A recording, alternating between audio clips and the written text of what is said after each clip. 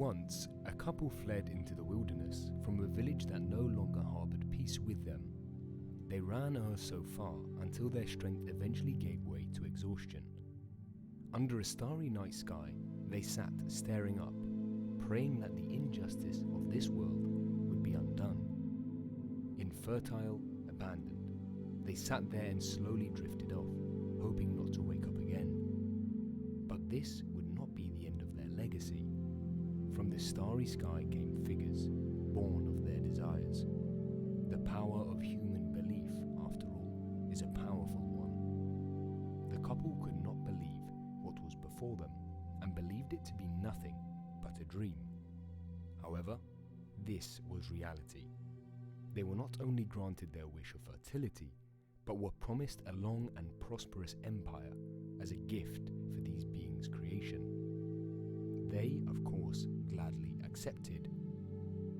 Tezcatlipoca, the smoking mirror, god of providence and the night, granted them safe slumber under the very same starry sky and the knowledge to carry on. Xipet Totec, god of agriculture and death, maintained the cycle of nature's course and taught them how to create life from the seeds of the earth.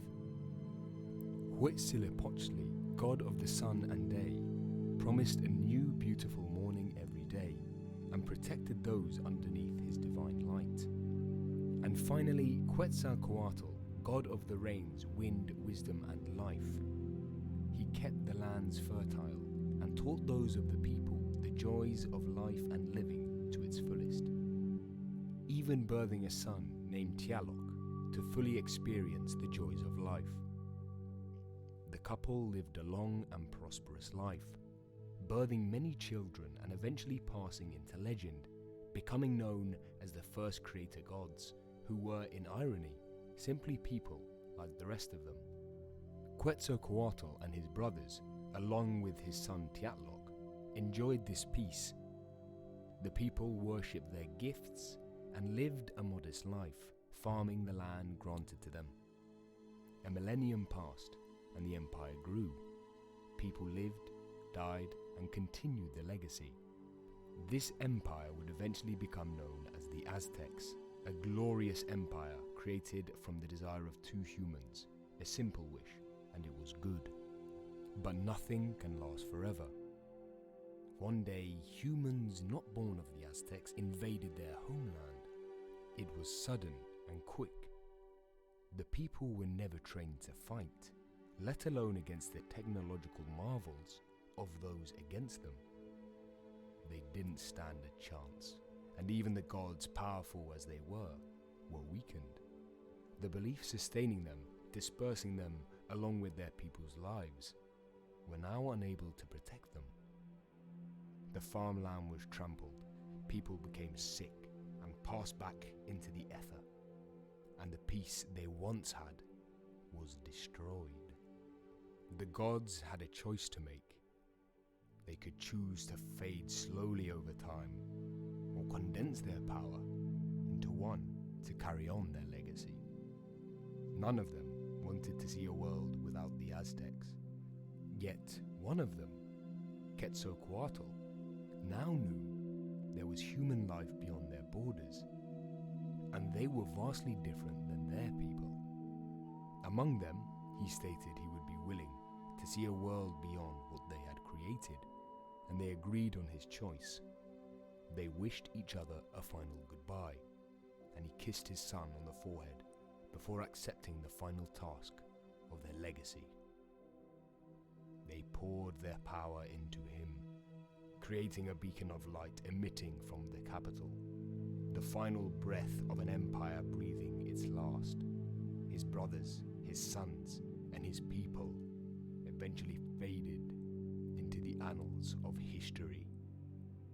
And there he slept, deep within the earth, struggling to maintain form, even with the power he had been given. 500 years passed, and the world as he knew it changed completely. One day, he awoke, emerging from the depths of the earth. There was nothing left but the ruins of what he had once known to be his home people, and he mourned their legacy.